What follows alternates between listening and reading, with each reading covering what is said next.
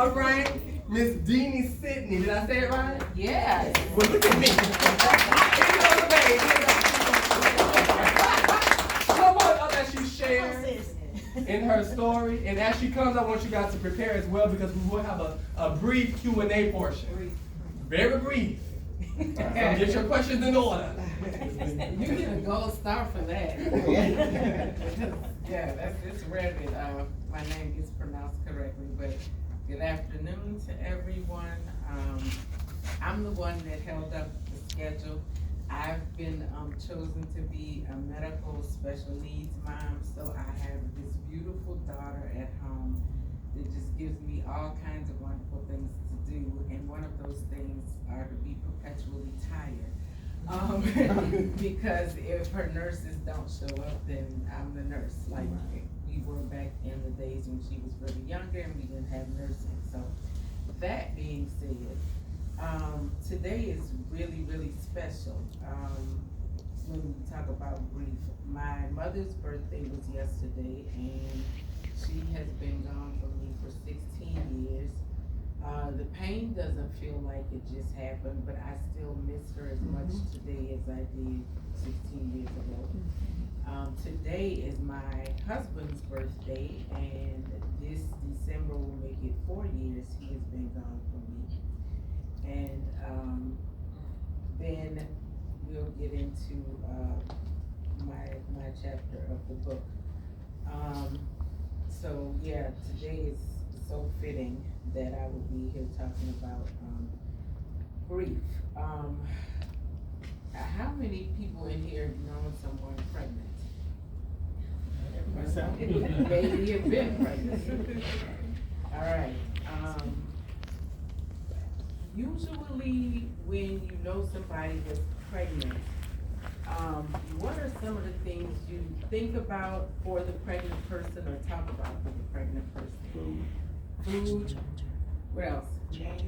Name. What else? Is it a sad occasion or is it a joyous occasion? It's a joyous occasion, right. So you think about it being a joyous occasion. Okay, I'm gonna take a left turn real quick. Portia said something about, kind of have God putting something in your life. It may not mean a lot to you or whatever, and then you find out years later.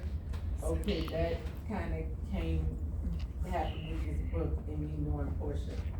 I met Portia in 2008. Just remember that. So I get married and my husband changes his mind after we talked about this and decided that he wants to have a kid. And I'm like, I told you I didn't want to get fat.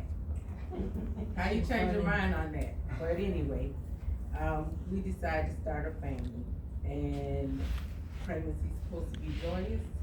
I have never known a pregnancy to be anything but joyous. Knew about preemies. I have known some women to have babies. Now that I live in this world, we say babies who are sleeping, stillbirth. Like people say unalive now instead of committed suicide. I'm a mental health social worker. I've worked hospice for 4 years because my mother, just like you, 4 months from diagnosis. And because at that time I wasn't married, didn't have kids, I was chosen to be the primary caregiver along with my sisters. So I worked hospice, and it showed me a part of life that I did not know exists. But my mom's nurse was like, "You're cut out for this," and I literally told the lady she was crazy. I was like, "I'm not taking care of dying. I can't help dying people all day and all night. That's the most pathetic, sad job." And she was like, "It's not like everybody's gonna be your mom every day, but you can do this." And when I started doing it, out of all the types of mental health I did, this was the one I loved the most.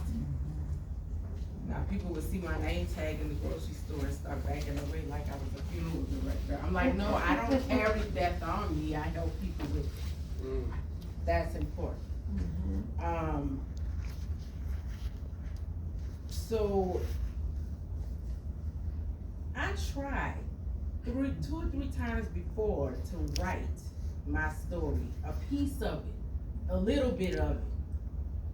And every time I tried, I would just break down crying. I couldn't get the words together. And the weird thing is, one of my degrees is in English. So this made me mad. But I was so, the grief was so raw and all the emotions were so raw. I could not put a sentence together that was worth anybody reading. I paid money for classes. I took a blogging class. I went to a writer's workshop years ago and just freaked